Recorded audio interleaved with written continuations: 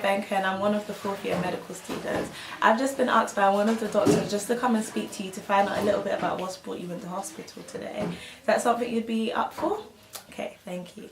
And before we begin, would it be okay if I just ask your name and your date of birth? Okay, and how old would that make you? Okay, perfect. Would you like a more formal title such as Mrs. Smith, or would Jill be okay? Okay, thank you, Jill. So can you tell me a little bit about what's brought you into hospital today? Hi guys, welcome back to our channel. Forgive me, it's been a year. It's been long. It's been a few months, I'm not gonna lie. Life's been a bit busy, placement has been a bit mad. Peace has been working. It's winter now, sun goes down at like 5, so even if we do link up, there's no light. But I'm here, managed to sneak out of placement. Literally ran just to take this video. It's got my stethoscope on, my grandma clothes, but it's calm, I'm here. Thank you guys so much for, supporting us and, chasing us, keeping us accountable, chasing us, being like, where's the videos, what's happening? Thank you so much. I'm here, another video. Let's talk about my medical school experience. So as I've alluded to before in previous videos, yeah, I really wanted to do psychology in 6th form. In the back of my mind I was just like, yeah, I want to be a doctor and blah blah. But when I started doing psychology, started learning about Freud and all them people there, I was just like, right, this sounds like something I really want to do. I always had medicine in the back of my mind. I did my BMAT for Bants, I think. I didn't even do UK CAT. I just really couldn't be bothered. So I did get into Warwick to do psychology, but I got like really good grades. I think I got an A star, AA, or an A star AB, one of them. All I know is that I was 1 UMS off either A star or A. But yeah, got really good grades. And then I was speaking to one of my good friends who lived near St. George's and was just like, oh, have you heard of this hospital? They're a medical school. They're not really well known yet, but they do this opportunity, so why don't you check them out? So I called them up, called up the clearing line, to be honest. I didn't really need to get free clearing because I already had a university, my firm, but called them up and then they told me about this opportunity, about how obviously I haven't done my UK CAT yet, so they can't call me into a clearing medicine interview, but I can come in to do biomedical sciences, which is something I didn't really know much about. Just thought it was people, white coats, microscopes, all of that, whatever.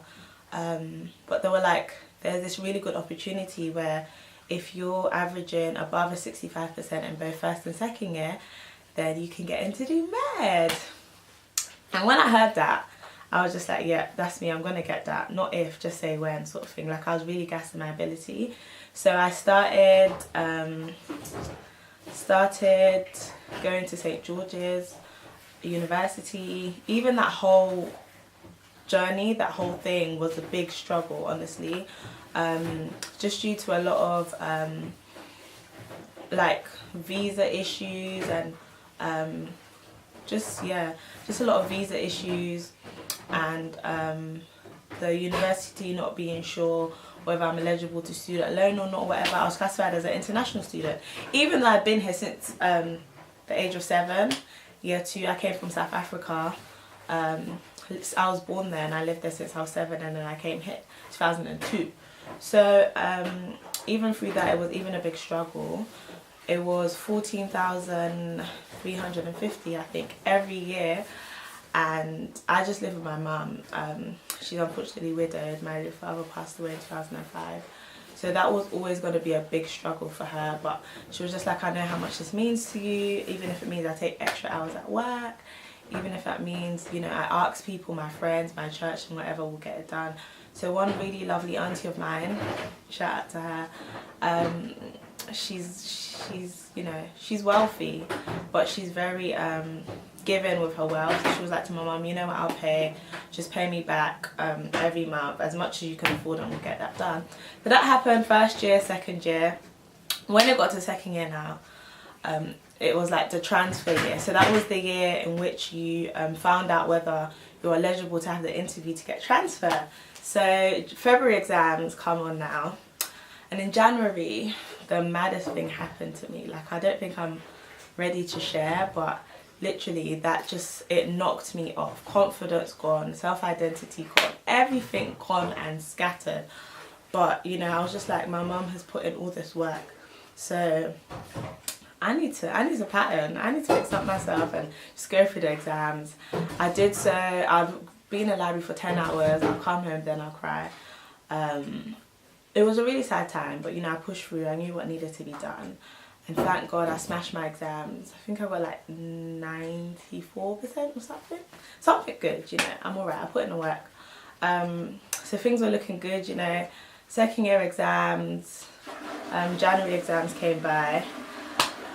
That is when the pressure was on, but you know, I still used that same vim. I was just like, God, you've done it for people before, like this is mine. I claimed that from clearing day, that I am going to get into medicine, because you know, I now know now, and I now see that that was the vision you had for me. So do that exam now, you know, it went all right, went calm, walked out the exam hall feeling okay, like ready for summer. Wasn't too nervous. I try not to think about the exam after I'm out of it, because I'm just like, you know what, I poured my heart out into that paper, and I know God had my back. So whatever it is done. The grade that I'm going to get to where I need to get has already been achieved in Jesus' name. So yeah, so summer went now. 1 month into summer, we got an email like, yeah guys, you guys are going to find out whether we go to transfer interviews or not, blah blah. Feeling a bit excited. I remember where I was in Camberwell, and then usually I have my data off because I used to get 2 gigs, but I couldn't complain because, you know, my mum paid my bills, so had it off. But something told me to turn it on. So I turned it on, and I had an email and it said, we'd like to invite you for an interview, yay! So I had like 2 weeks to prepare for my interview. Done my interview, felt okay. I felt like I flopped one station. When they asked me why do you want to do medicine, I was just like because I think I'm there, that I think, you know, them cheesy cliche answers. But I did okay in the rest. 2 weeks later I found out that I got it, but now it was just dependent on me getting over 65% again in 3rd year. 3rd year came. 3rd year was the worst year of my life. 3rd year was nuts. Like literally, I can't describe it. Like I literally felt like the earth beneath me got ripped away from me. I was chronically tired. I was sad, depressed. I don't know. Just I was just not me. But even through that, I just thank God that He's just given me a fighting and motivated spirit. I still push through, even if it meant, you know, saving my tears for, you know, 10 hours later, waiting to get home to cry. I'd still bang up. January came now, handed in my dissertation, patterned a quick 10,000 word dissertation, did that. Don't know why I'm speaking like, do you know why I'm speaking like this? Because for the past 6 months, I've been using my, you know, my Maame voice. Now I'm just Maame. I'm back to Maame. So, yeah, done my dissertation, handed in all my coursework, and then I had to start studying for exams that I had in May. Yeah, in May. So I started revising for that from like February.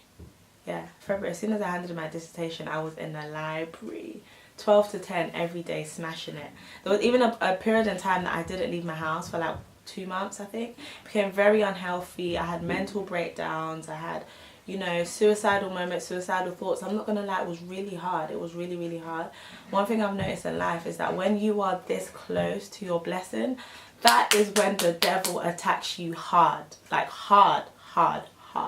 And I realized it's not things like, you know, poverty or losing a loved ones or whatever. Most of the attack is here. And I guess that's why there's been such a big rise in mental health recently. It's all here in the mind. Yeah, it's all here in the mind. If you attack my mind, you attack my future, because my mindset sets the basis for my future, and that's what the devil was trying to do. I remember before one of my exams, one of my reproduction exam, I had really bad suicidal thoughts. I even messaged my brother. I was just like, I can't do this anymore. Like, I just wanna, you know, yeah, it was a bit nuts. Can't do this anymore. Just wanna go. I talk about it so calmly, but it was a mad moment. So that season passed, and it's so funny because that exam that I did, the reproduction exam, that was the best exam I done. I think I got like 90% or something. I even won a prize for it, and it was just like, if I'd given into my emotions the night before, I would not be here. Do you know what I mean? I would have been gone, axe, gravestone. I would have been 6 foot under, but you know, God had a bigger plan and a bigger purpose for me. So it's the summer now. I finished 3rd year. I found a job working for the courts. My mum's done like, yeah, you've done us proud, you've done the whole family proud, but there's just one thing I need to tell you. And I'm just like, oh, what is it, mum? And then she tells me that she doesn't think she'll be able to afford the £38,000 that it costs to do medicine every year for someone deemed as an international student. And I was hurt. I was just like, wow, like, so everything I put in, all the hard work I put in is going to go into waste. Maybe I should have just, you know, ended it that night before that exam, but I tried to fight the feelings and tried to be a bit optimistic about it, but things were just looking really bleak. So I spoke to one of my mentors, unofficial mentors, Michael. Shout out to Michael J. Just let him know the situation and what was happening, and he was just like, no, you're gonna be a doctor, like, this is what you need to do. I have like really good supporters around me, my family, my church friends. I just love them so much. He's like, no, I'm sure there's a way we're gonna fix this. Like, are you telling me that, you know, like, 1st class student, 2 prizes, nah, like, you've got into medicine, you're gonna do it? Because there's people really out there doing nothing with their degrees, getting free student loan, getting this and wasting it, but you actually want to make an impact in the world, so we're going to do it.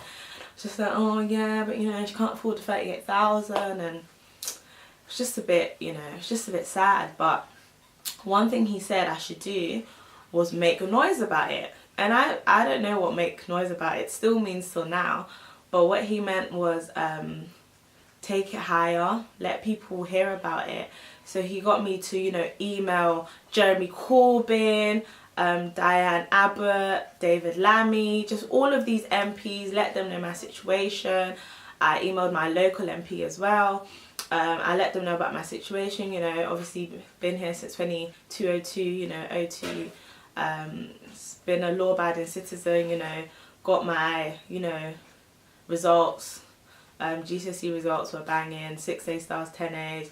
You know, got my A levels, you know, A star, 2 A's, got my degree, 1st class, you know, 2 prizes, you know, I'm doing something here, I'm alright, you know, like, I'm doing okay. And now I've got this really big opportunity to get into a field that I really want to get into, and because of money, nah.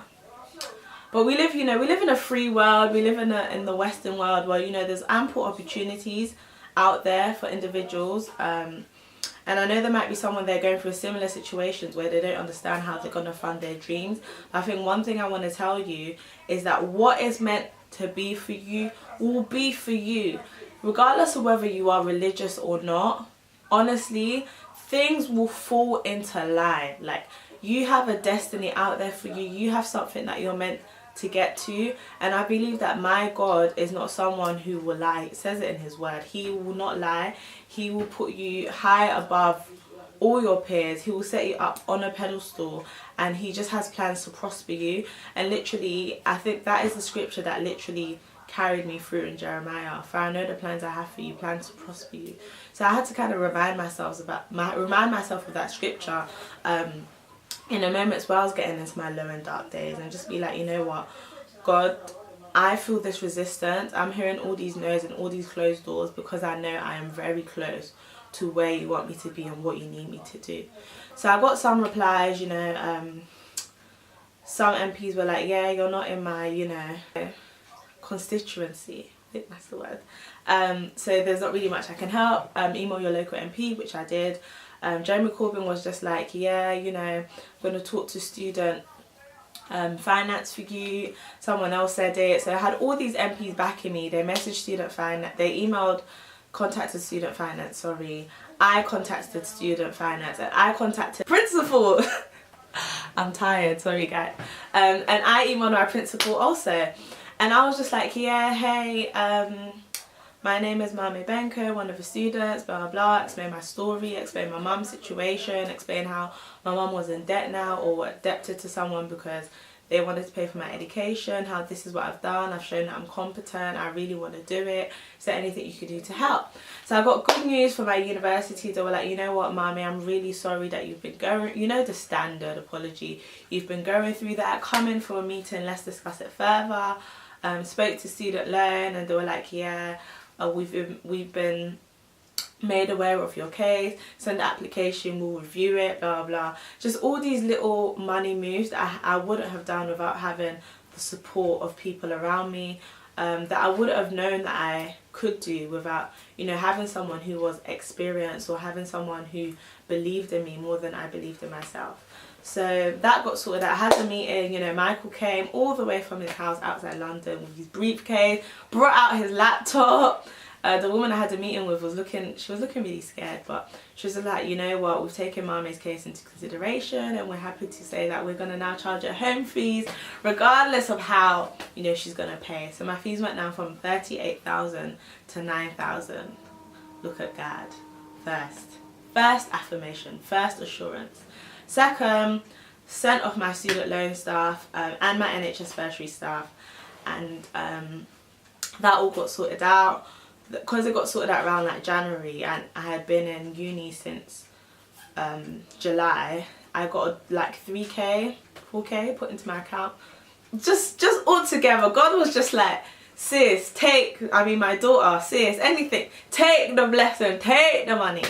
That was happening, all these micro affirmations, like everything I had been through, all the tears, all the, you know, depression, the suicidal thoughts, even though the hope had looked very slim